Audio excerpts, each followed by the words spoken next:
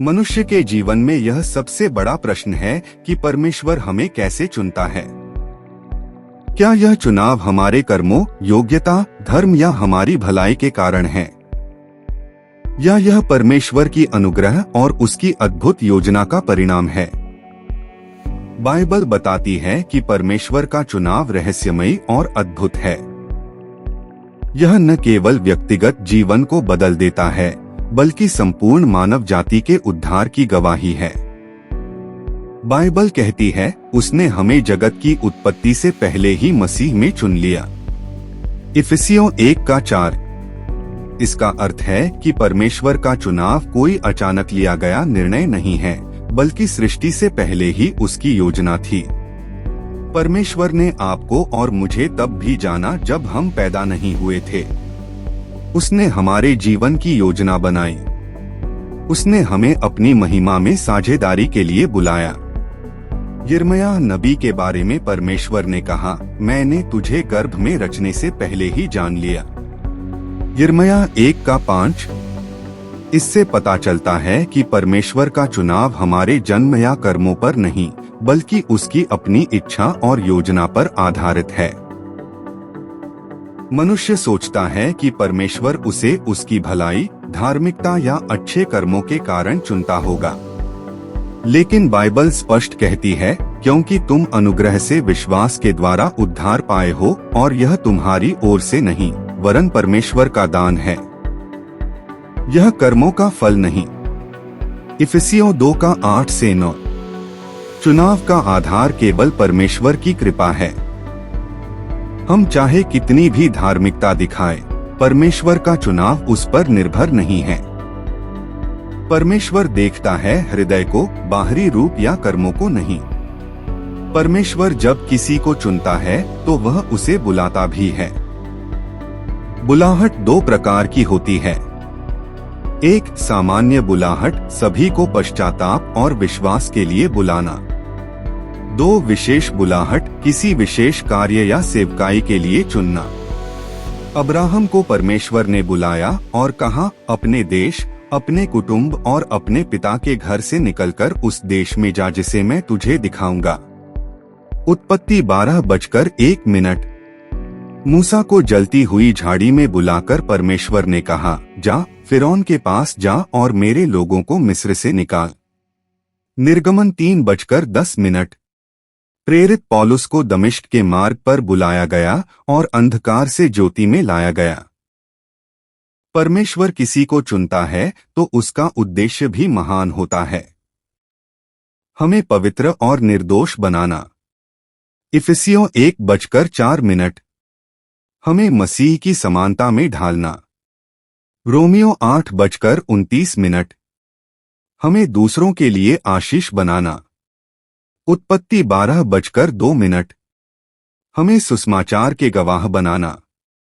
प्रेरितों 1:8। परमेश्वर का चुनाव केवल हमें बचाने तक सीमित नहीं है, बल्कि हमें उसके राज्य की सेवा में लगाने के लिए भी है। परमेश्वर के चुनाव की प्रक्रिया। 1. पहचानना, परमेश्वर हमें जन्म से पहले पहचानता है। 2. बुलाना, वह हमें जीवन की किसी घड़ी में बुलाता है। 3. धर्म ठहराना, विश्वास करने पर हमें धर्मी ठहराता है। 4. पवित्र करना, धीरे धीरे हमारे जीवन को बदलता है। 5. महिमा देना, अंत में हमें अनंत जीवन और स्वर्गीय महिमा देता है। 6. क्यों कुछ लोग चुने जाते हैं और कुछ नहीं? यह प्रश्न हमेशा उठता है। बाइबल बताती है कि परमेश्वर किसी का पक्षपाती नहीं है। वह सबको बचाना चाहता है।